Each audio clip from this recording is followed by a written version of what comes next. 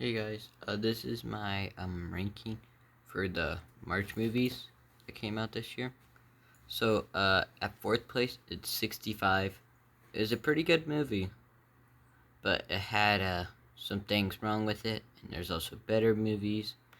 But Adam Driver, he did a really good job on it. It's probably my favorite film that he's been in. But again, it's like I only watched him in this one, and the like newish uh Star Wars films. But yeah, it was a pretty good movie. Um, it was about dinosaurs and all that stuff. So it's pretty much like a kind of rip off Jurassic Park, but it still had it wasn't really like Jurassic Park, but it had like dinosaurs and all that stuff. But it was a good movie. Um, and then he did good because in the movie, this is kind of a spoiler, but his daughter dies. So it ends with him adopting, well, not really adopting, just taking in the girl who was like the only survivor from the ship. So she gets like a second chance. So I thought that was good. I'd probably give it a 6 out of 10, something like that. And then at number 3, I know a lot of people probably disagree with this, but John Wick Chapter 3. Um, it it was a pretty good movie. Keanu Reeves did good. Um, I had really high expectations for this movie. It didn't really live up to that, but it was still pretty good.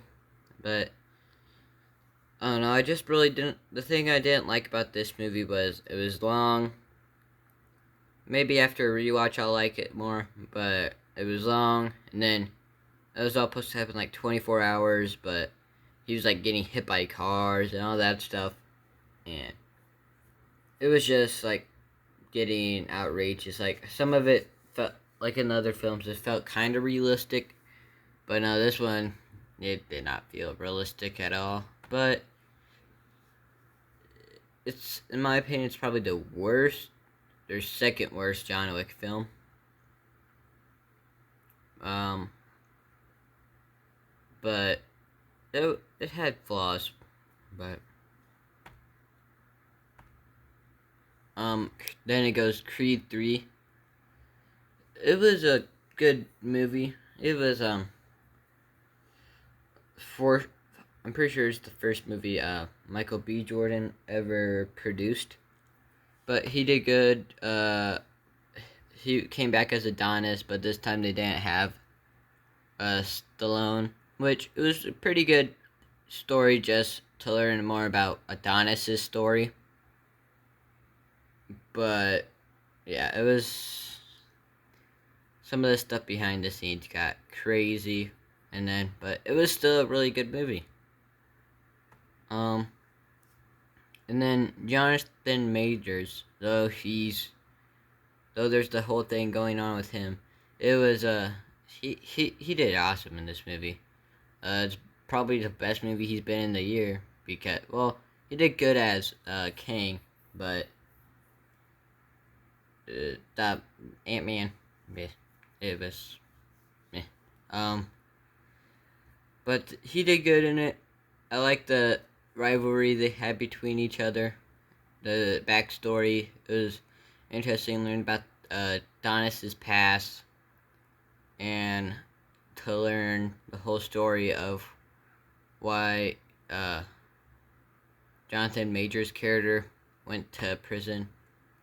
But at my number one spot, which I think a lot of people overhate it, it's Shazam 2, Fury of the Gods. It was good to see the whole family thing. They did good with the family still. I like that it's not like the rest of the superhero movies where it's just about like this character who's trying to do his own thing, and like That's why I also like the Spider-Man movies. And I know most movies have other characters, but the family, I just liked them. Plus, I'm a teenager, so I like the whole teenager story of like how he's still trying to get the powers under control, and he's about to get kicked. He thinks that he's going to get kicked out of his home, but then it was just a great movie. Whole cast was great, and then the ending scene, which it was great, but well, other than the final very ending, that was kind of like, oh, I think they should have kept it with how the ending was before like the last like 3 minutes or so. I mean, I didn't really like it, but it felt more purposeful than how they actually ended it. But it was still a great movie. Feel like people overrate it. I meant overhate it. And but thanks for watching. And see you guys in the next video.